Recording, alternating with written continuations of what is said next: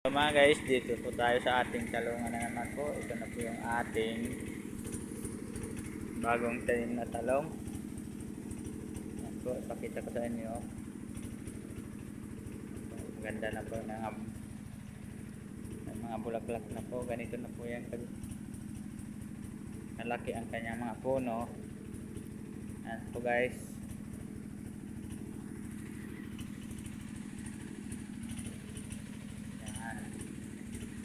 Papatubig po tayo ng ating talong. Tuba init kasi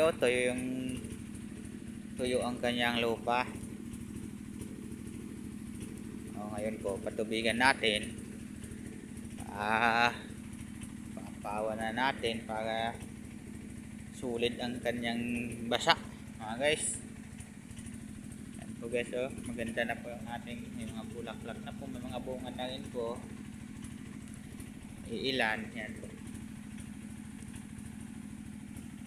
Ganyan po yung aking sit up ng ating talungan. May mga balag, maliliit lang po. Pag-akay po ito yung balag mga guys.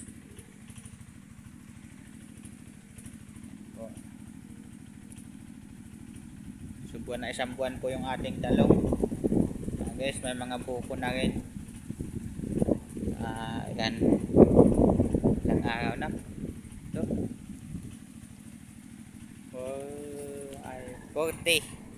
40 days na, 1 buwan at 10 araw mga guys. Ganyan na po yung ating talong.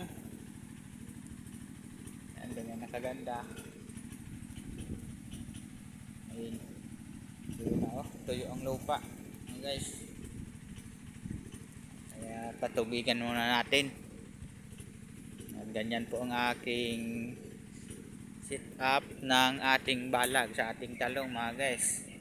Sa inyo po mga guys, ganyan din po. Yung akin po ganito, yung aking sit up. Ito ang aking